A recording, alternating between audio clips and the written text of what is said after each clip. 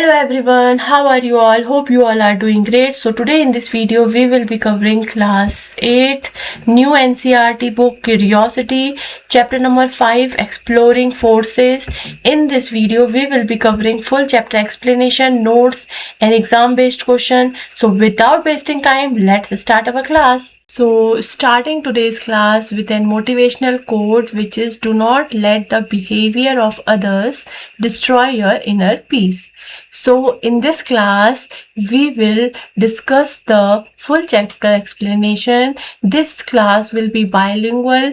I will explain you both in Hindi as well as in English. So today's chapter is chapter number 5, Exploring Forces. So let us talk about what is force. So the force is the push और पुल action of any object, यानी कि कभी भी हम किसी भी object को push करते हैं या पुल करते हैं तो उसे बोला जाता है फोर्स. फोर्स क्या है? देखो, हम किसी भी चीज को धक्का मार रहे हैं, फोर्स मतलब ताकत लग रही है, किसी भी चीज को हम अपनी तरफ खींच रहे हैं, ताकत लग रही है, तो वही क्या है? फोर्स है. तो ये क्या कर सकता है? इट कैन स्टॉप और it can start the motion, यानी कि ये किसी चीज को स्टॉप भी कर सकता है, ये किसी चीज को स्टार्ट भी कर सकता है. इट कैन चेंज स्पीड और डायरेक्शन, यानी कि ये स्पीड को भी चेंज कर सकता है और ये डायरेक्शन को भी चेंज कर सकता है. Force can also change shape, यानी कि फोर्स क्या है? शेप को भी चेंज कर सकता है. एक एक चीजों को हम एग्जाम्पल के साथ समझेंगे. जैसे कि यहाँ एग्जाम्पल लिखा है, किकिंग ऑफ फुटबॉल और पुलिंग अ डोर, यानी कि फुटबॉल को किक कर रहे हैं हम, है ना, उसकी डायरेक्शन चेंज कर रहे हैं, वो मोशन में आ गया, वो यहाँ से क्या है? किक होके वो कहीं भी जा सकती है. पुलिंग आर डोर, यानी कि क्या है? डोर को पुल कर रहे हैं, हमें डोर खोलना है, बंद करना है, तो उन सब में क्या लग रहा है? फोर्स लग रहा है. Let us discuss about the types of forces. So there are two type of forces, contact force and non-contact force. Let us discuss contact force in detail.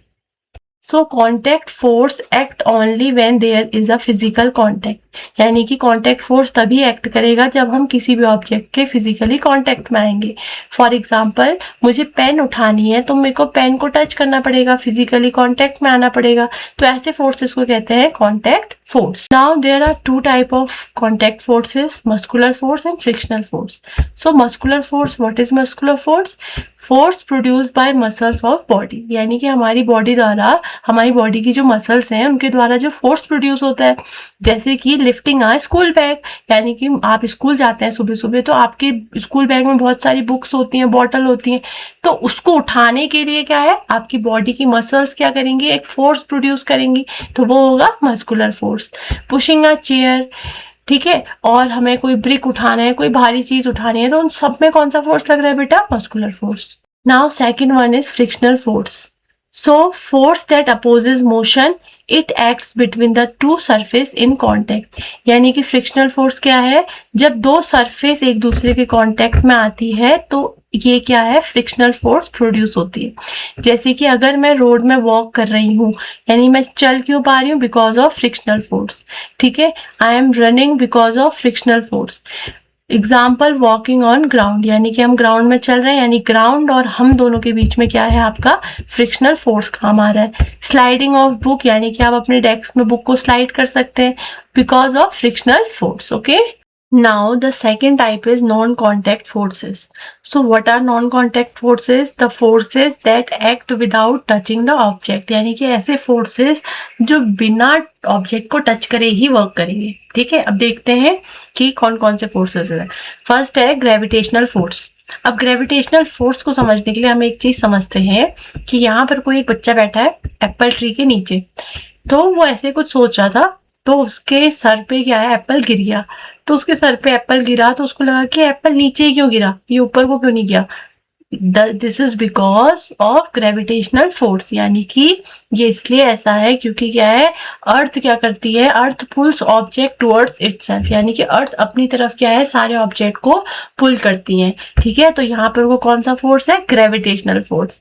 Example देखिए, फॉलिंग स्टोन, यानी कि अगर आप घर में हैं, आप अपनी बॉल ऊपर उछालिएगा आज शाम को, ठीक है, और वो बॉल क्या है? ऑटोमेटिकली नीचे आएगी because of gravitational force. Okay, apple falling from tree, तो ये क्या हो गया आपके एग्जाम्पल किसके? ग्रेविटेशनल फोर्स के.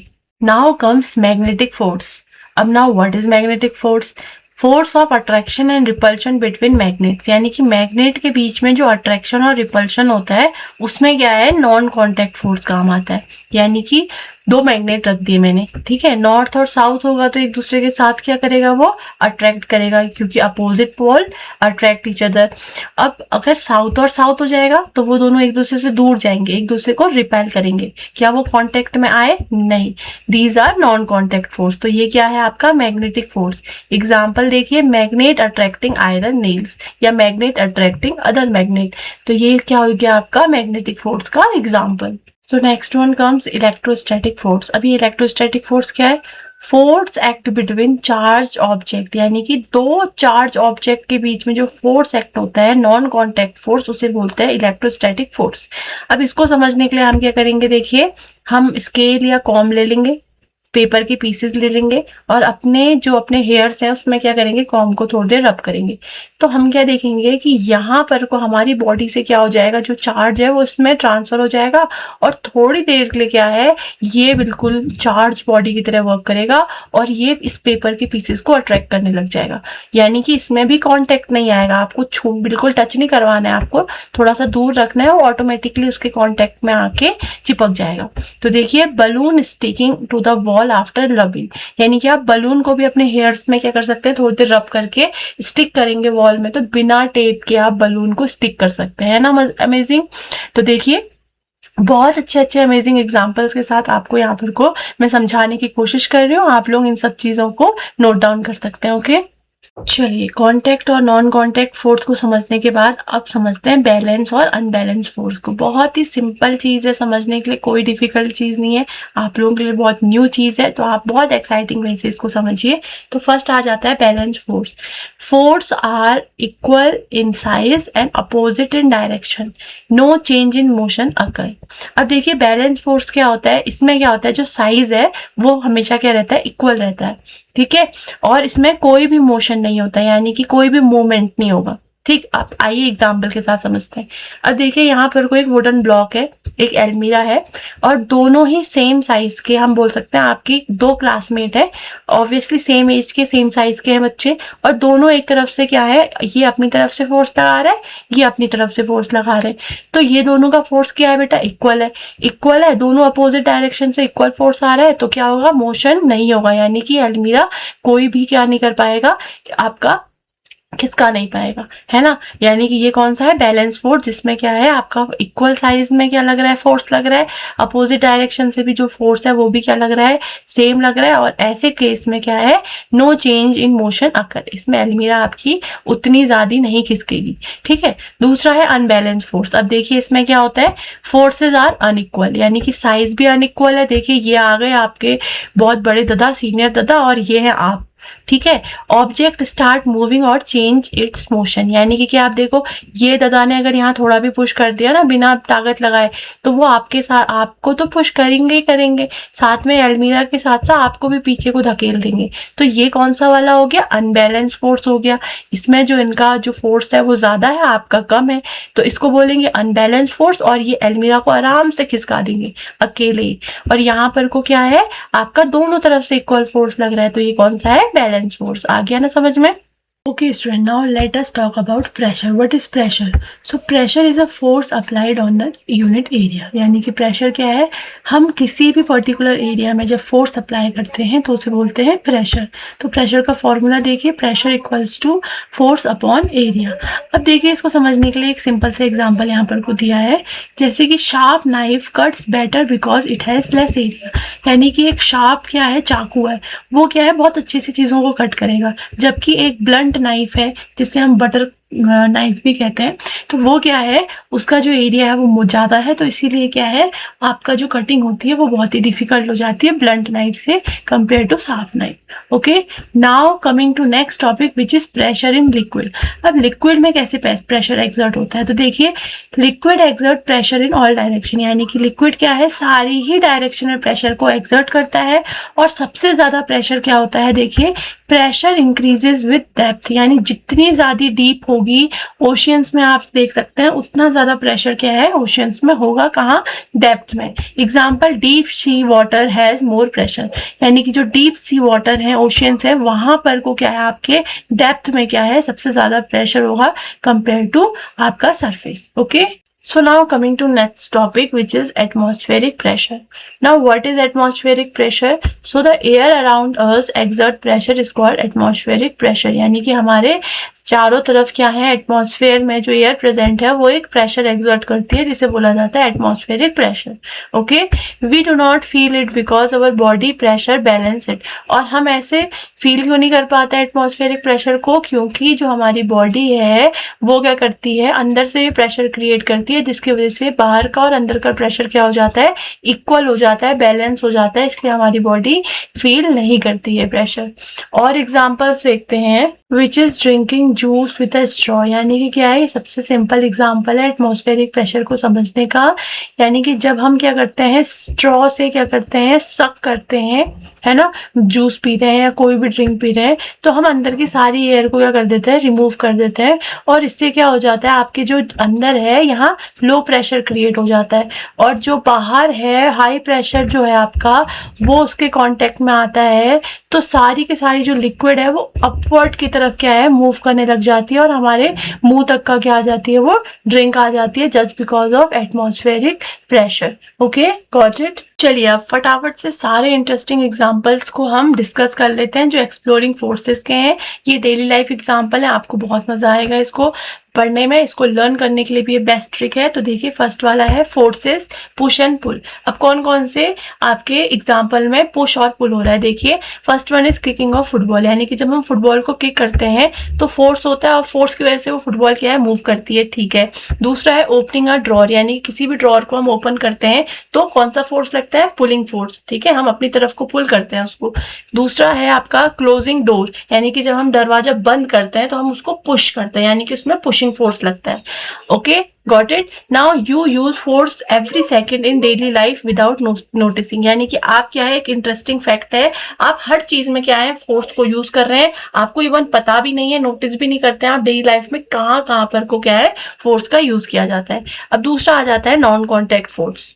Second one is contact force. So here are the example of contact force in which we have read about muscular force, lifting a school bag, playing cricket or football, pulling a suitcase, and fun fact is even typing on the keyboard uses muscular force, यानी कि जो मैं type कर रही हूँ keyboard में जो मैंने टाइप किया है इसके लिए भी क्या है मेरी फिंगर्स में कौन सा फोर्स लगा है, मस्कुलर फोर्स। तो this is a very fun fact या इंटरेस्टिंग फैक्ट फॉर यू।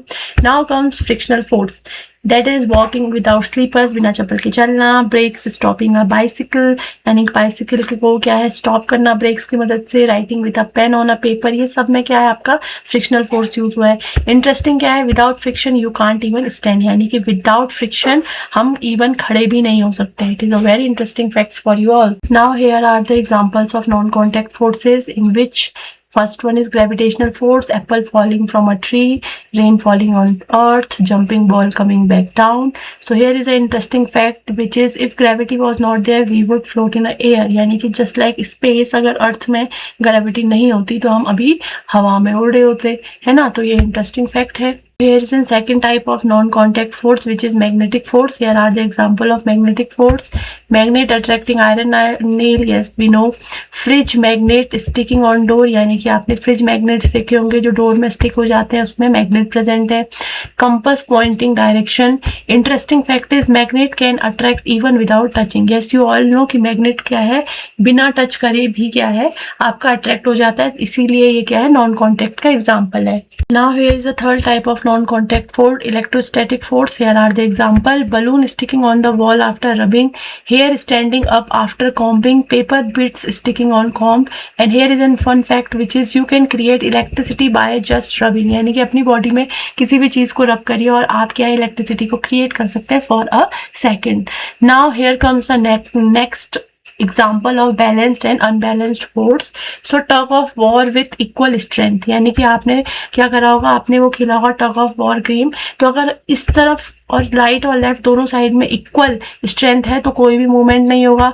और जबकि टग ऑफ वॉर में अगर एक टीम स्ट्रांग है और दूसरी टीम क्या है, वीक है, तो वन साइड की टीम क्या हो जाएगी, विन कर जाएगी। यानी टग ऑफ वॉर में स्ट्रांग टीम अनबैलेंस्ड होगा और टग ऑफ वॉर में इक्वल स्ट्रेंथ बैलेंस का एग्जाम्पल होगा।